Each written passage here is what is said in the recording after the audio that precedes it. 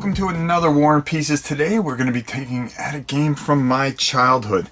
And yeah, what can I say? I was able to find this at a local convention, Broadsides.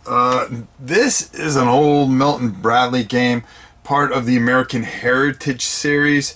Really interesting when you look at it and take a look back. It's kind of funny that Battle Cry was actually a Milton Bradley game, believe it or not, and part of this series.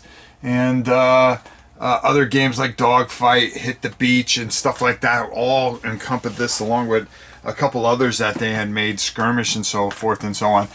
I happened to run into this. Now, I'm not going to go over everything, but I want to just show you the board, go over some of the rules, and just show you how neat a Milton Bradley game could be, of all things, and how much fun I had as a kid. And just having this again just brings back a lot of memories. So let's go down to the table.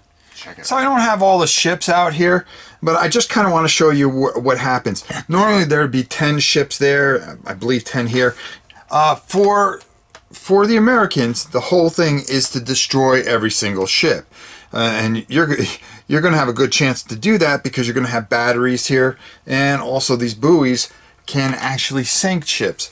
What the British are trying to do is come up through here and sink these 4 merchant ships. If they're able to do that, they're going to win the game. These ships do not move. Now, the way things work is that, of course, you can move as much as you want. Okay, but you're always taking a chance. Now, if you go on that space there, you're just asking for trouble because he gets to pick which one. And he could say, well, it's this one. And this one might be a miss, or it might have hit underneath it. If it has hit, you're going to lose a mast. If you lose 3 masts, you're going to sink.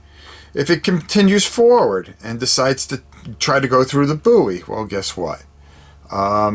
You can either get a sink, which you did this one, and that means that the minute you hit this is just going to go off the board. So you lost one of your ships right off the bat without even getting into battle. The way combat works, or movement works, you're allowed to move as much as you want, but you have to stop on a blue dot. You cannot pass through another ship. So if you were here, you can only come here. You're allowed to make one turn, or you can turn completely around and go, depending on what you want to do. The only way that you can hit somebody is to be side to side to them. So in this case, if you stopped and you were stopped by land, let's just say this ship was here and you went over here, he would be able to fire into here, thus taking away 1 mast. If they are side by side, they would fire on each other, losing a mast. Now, depending on the size of your ship, some ships only have 2 masts, some ships only have 1 mast. If you get anywhere in the Broadside's way, and even in this situation, he would fire here, he would fire here, these 2 would lose 1 mast, he would lose 2 masts. The whole idea is to get all the masts off, and then you sink the ship. The strategic part is where to position your ship. Do I while this ship is here, do I turn this way and go up here to try to protect my ships and force him not to come in over here? There's a lot of strategy that goes into it. For a very simple game, this has a lot of strategy. The way the turns work also, which I forgot to tell you, is that you start off with, the British starts to move. They move one of their ships. Let's just say he moves it there. Then the Americans would move one of theirs, and you would interchange until all 10 ships are moved. There are 20 masts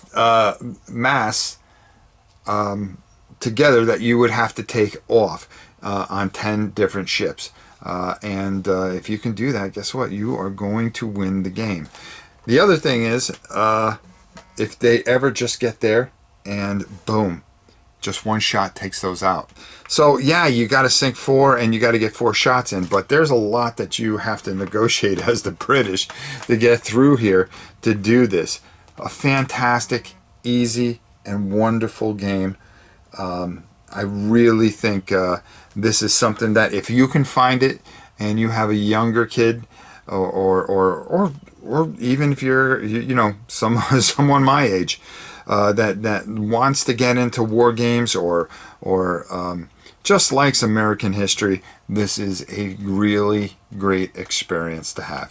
So it was nice showing you guys this. Let's go on top and get on out of here.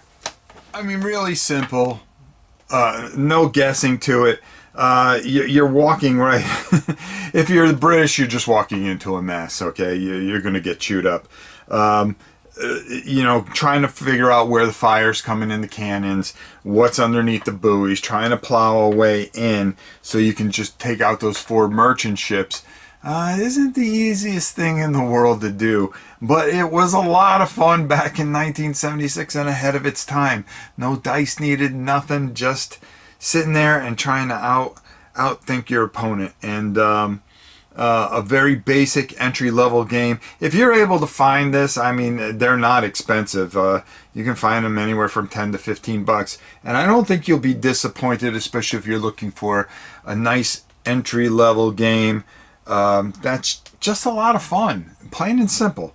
It really resonates. It's a lot of fun, and it's very enjoyable, and it's quite strategic.